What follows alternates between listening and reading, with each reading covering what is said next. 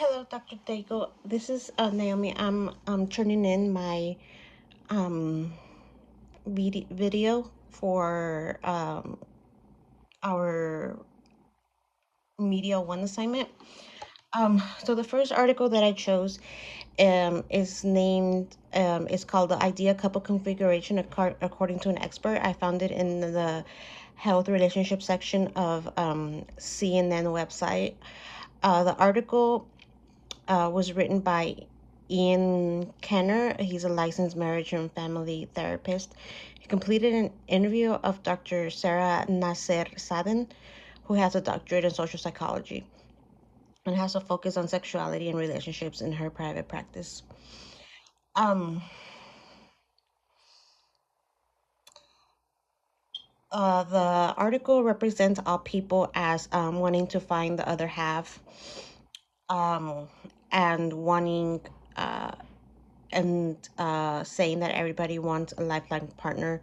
Um, Dr. Anasa Rase then she says that this is a false narrative that we've been giving.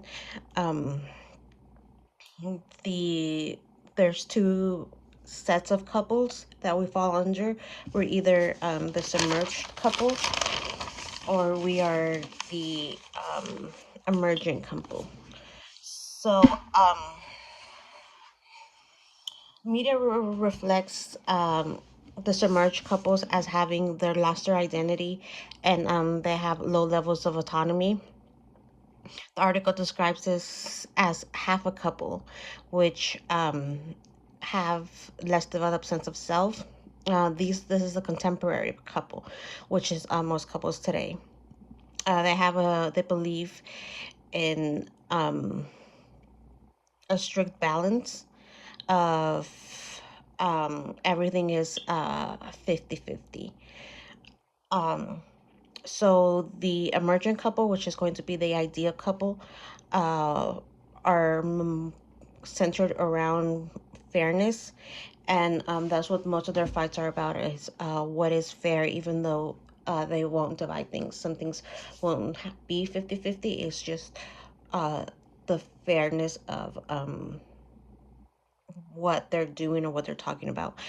Um, this ideal couple has 6 ingredients that make the relationship work, which are going to be mutual attraction, trust, respect, compassion, loving behavior, and shared vision. Excuse me. This article gives attention to 6 ingredients needed for a successful relationship. I feel that these ideas are progressive, especially for people who grew up in previous generations when the man completely dominated a relationship. One thing that I did not normally see was bringing sex into a text that's not specifically catered around sex. So that's something that was refreshing to see in an article where it was one of the products of a relationship, not necessarily a sole focus on it, and also not just the complete omission of sex. Um, I feel that the article, though, it is also has a Eurocentric view of relationships. For example, these 6 ingredients might not be embedded in all successful relationships, because in traditional Mexican cultures, men don't show acts of loving behavior, as Dr. Nesara Sadhan, as she states that needs to be done to be in a success for a relationship to be successful. Their role as the patriarch in a traditional Mexican household is to remain a patriarch and be the provider and the protector and the protector. Um, the article brought up insecurities in my own relationship. I'm 37-year-old cisgender woman, and I feel that I will fall short of being the ideal partner, and that the ideal partner is not out there for me, according to the expert in configuration of relationships. The next article that I chose is was 5 tips for dating in the digital age. I also found this in the CNN website. It's titled 5 Tips for Dating in the Digital Age.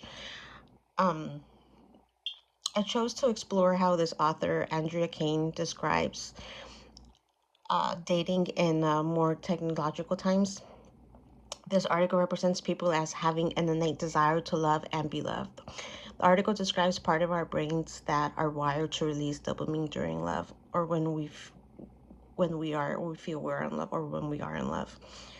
Um, the assumption that this article makes is that most people are dating through apps, or would prefer to date through apps, or have a technological ability to date through apps, or the ability to date through apps.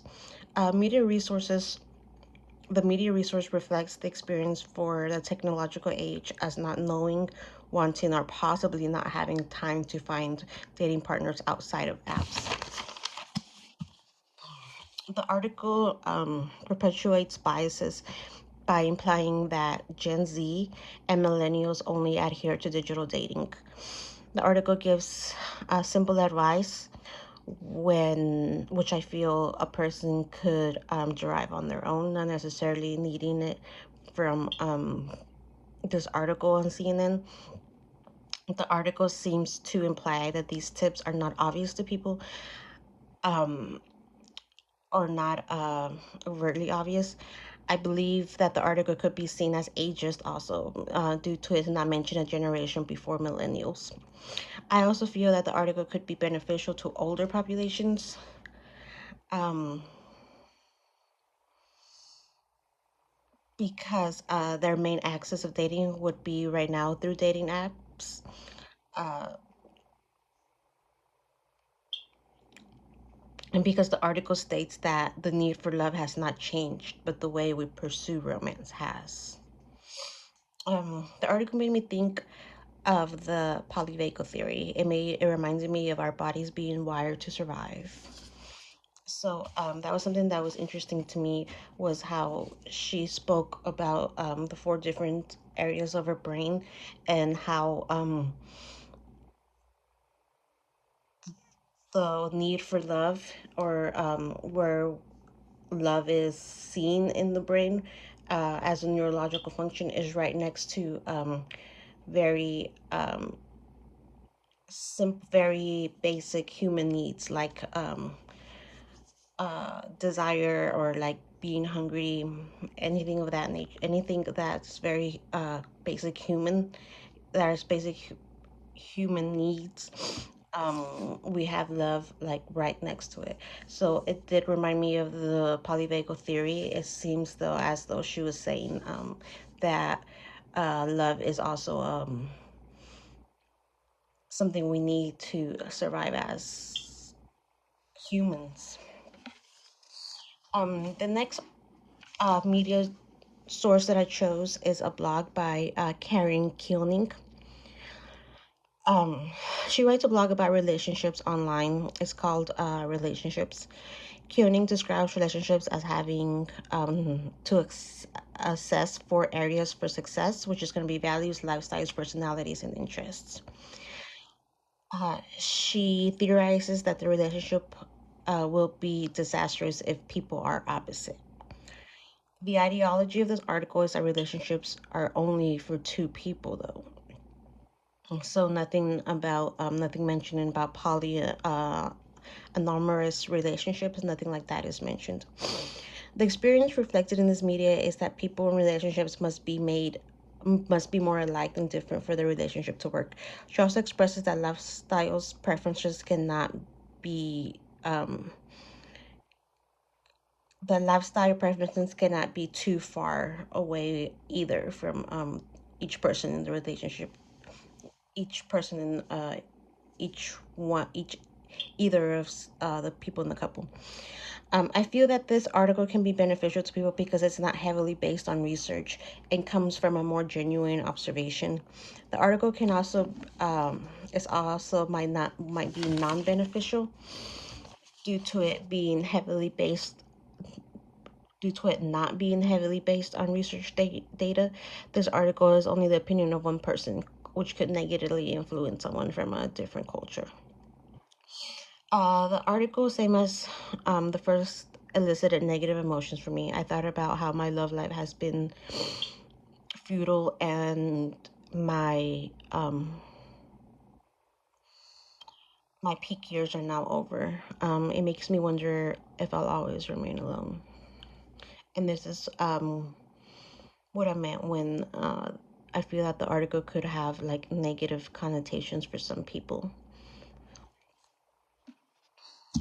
especially with her just being not having the degrees or titles or any of the data that the other two articles came with.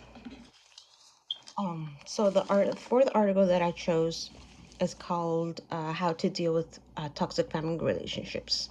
So this is a TED Talk I chose. The TED Talk describes family relationships as unspoken contract. The speaker Johnson articulates negotiating contracts with toxic family members. When we're negotiating a contract, Johnson proposes a five-step method. One, to hear the other person acknowledge what they're saying. He proposes to repeat back what they're saying, so therefore they can hear what they've said in a different as a reflection of what, so they can have a reflection of what they've just said. Um, the second step would say is saying how you really are feeling. The third is connect stories without blaming. Number four, um, reveal what you want in your relationship. And number five, invite them to agree, and it's important to let them decide. The assumptions in this media is that all family members are up to renegotiating, and that and I feel that it's not plausible for all families because there's some people in some families that are not safe to be around. Um, in some cultures, many things are not to be spoken of. It can be culturally difficult to speak up. Um, the representation in this media is that traditional Chinese families do not accept homosexuality, especially within their own families. The representation is that one must obey the father in traditional Chinese cultures. The media source, I believe, is progressive in ways that it breaks oppression of traditional cultures. The family contract gives people a blueprint to address um, problematic familial relationships. So, in that way, I feel that it's progressive because it actually gives somebody a step by step plan on how to approach or how to complete this task rather than having them just go out without this blueprint. So I enjoy the TED Talk because it gave the audience an alternate endings to the renegotiating strategy. The speaker Johnson makes a point to say that renegotiating does not guarantee a happy ending. So I was glad that that was said because that is real life. It does not necessarily have a happy ending to it. Coming from a traditional patriarch culture, I feel that I felt internalized anxiety thinking about somebody addressing a taboo subject to their father. So even me, not having the lived experience of Johnson, uh, brought me to this anxious spot for him or for just thinking about anybody in, like, for example, in my culture approaching the patriarch and their family in this way. uh, so it elicited that type of response for me. um, the fifth article or the fifth media that I chose was another TED Talk, which is called "Not All Parents Are Good Parents" by Cherie Campbell. Campbell spoke about bringing abuse to the forefront, especially abuse from parents. Familiar relationships is represented as not all being healthy. Campbell states that one-fourth of children choose to cut off their parents at least one time during the course of a lifetime. The beliefs that are represented in this media is that all parents are not good, because it gives us a sense of